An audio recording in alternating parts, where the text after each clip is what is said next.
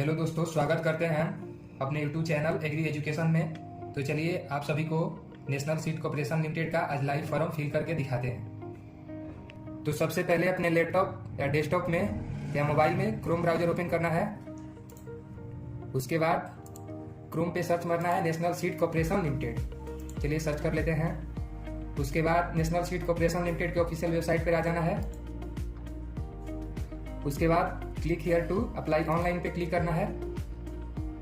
First step national seed corporation limited का new registration करना है। एज ए फ्रेशर के तौर पे अप्लाई कर रहे हैं। तो चलिए सबसे पहले पोस्ट सेलेक्ट करना है। फाइनली हम आज एग्रीकल्चर ट्रेनिंग एग्रीकल्चर का फॉर्म लाइव फिलअप करके आप सभी को दिखाते हैं। फिर उसके बाद नेम फिलअप करना है।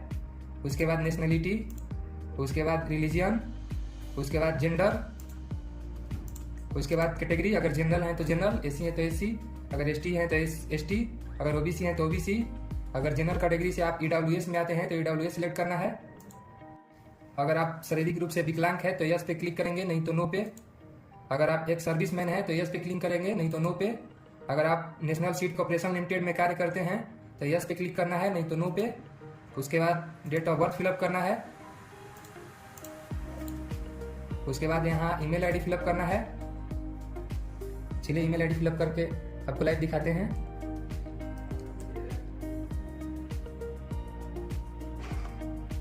उसके बाद मोबाइल नंबर, उसके बाद कंटिन्यू पे क्लिक करना है। ओटीपी फिलअप करने के बाद कंटिन्यू पे क्लिक करना है। उसके बाद यहाँ फादर नेम फिलअप करना है। उसके बाद आप विवाहित है या अनविवाहित है। उसके बाद यहाँ विलेज टाइप करना है। चलिए टाइप कर लेते हैं। उसके बाद यहाँ पोस्ट फिलअप करना है।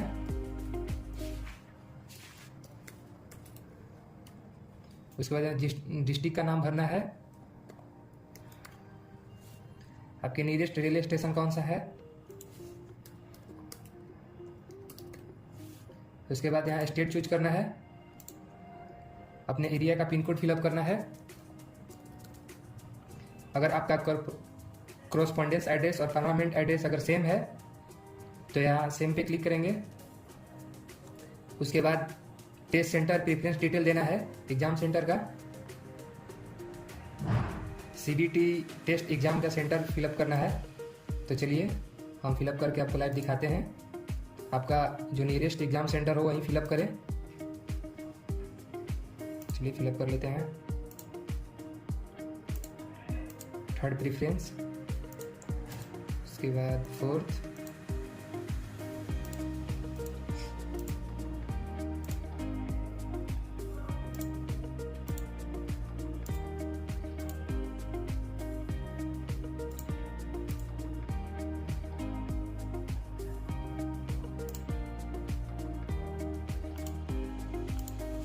चलिए अभी फिलहाल 10 सेंटर का आ रहा है। 10 को प्रेफरेंस देना अनिवार्य है। उसके बाद इस पर क्लिक करना है, सेव एंड कंटिन्यू करना है। उसके बाद अपना 10वीं का क्वालिफिकेशन फिलअप करना है।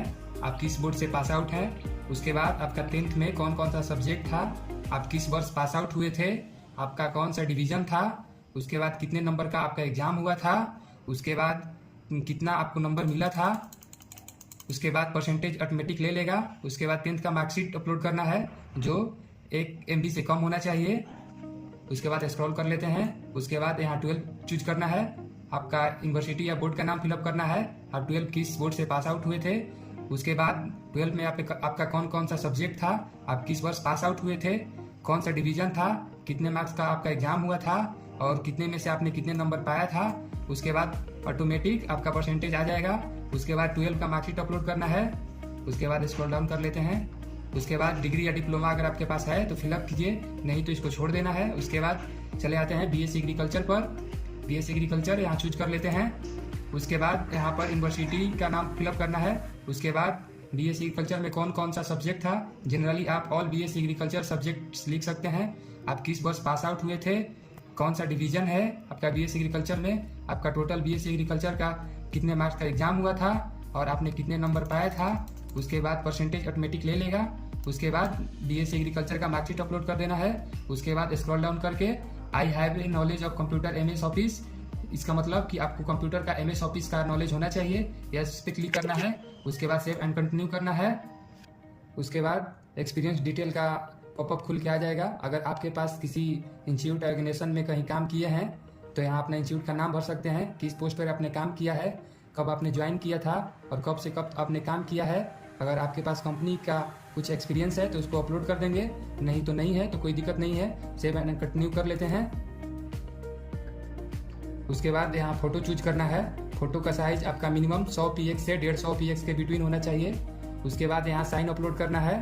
फाइनली हमने अपने डेस्कटॉप में बना के रखा था, आपको भी बना लेना है। साइन का भी आपका डायमेंशन और साइज 100 px से 150 px में होना चाहिए। उसके बाद यहाँ आपको कैटेगरी सिलेक्ट करना है। अगर आप OBC हैं तो NCL चाहिए, अगर आप जनरल से हैं तो EWS हो जाना चाहिए। उसके बाद यहाँ अपलोड करना है जो 1 MB से कम होना चाहिए। उसके बाद यहाँ बर्थ सर्टिफिकेट चूज करना है। मैट्रिक का मार्कशीट भी आप अपलोड कर सकते हैं। अगर आपके पास जन्म प्रमाण पत्र है तो भी अपलोड कर सकते हैं। उसके बाद नेक्स्ट देखते हैं तो ट्रांसफ़र सर्टिफिकेट TC ये कोई मैंडेटरी नहीं है। उसके बाद NOC भी मैंडेटरी नहीं है। उसके बाद एनी अदर सर्टिफिकेट, अगर आपके पास कोई अदर सर्टिफिकेट कंप्यूटर वगैरह या आधार कार्ड अपलोड करना चाहते हैं तो अपलोड कर सकते हैं। उसके बाद यहाँ पे टिक करना है। उसके बाद रिव्यू टू सबमिट करना है। फिर उसके बाद आपको प्रीव्यू एंड सबमिट करने के बाद पेमेंट करने का ऑप्शन आ जाएगा। उसके बाद UPI, डेबिट कार्ड, ATM या नेट बैंकिंग से आप पेमेंट कर सकते हैं। पेमेंट करने के बाद आपका फाइनल स्टेटस पेमेंट डन हो जाएगा।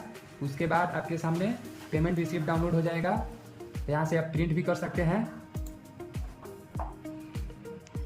उसके बाद माई एप्लीकेशन पे आप आकर अपना यहाँ से देख सकते हैं। यहाँ से my application status finally print application पे आकर अपना यहाँ से प्रिंट आउट ले सकते हैं। फाइनली आपका फॉर्म सबमिट हो चुका है। NSE national seed corporation limited का फॉर्म फिलअप कर सकते हैं। अगर आपको ये वीडियो हेल्पफुल लगा हो तो प्लीज़ चैनल को लाइक एंड सब्सक्राइब करना ना भूलें एंड साथ ही साथ अपने दोस्तों को शेयर करना ना भूलें। तो गाइज मिलते हैं इसी प्रकार से नेक्स्ट वीडियो में। Thank you.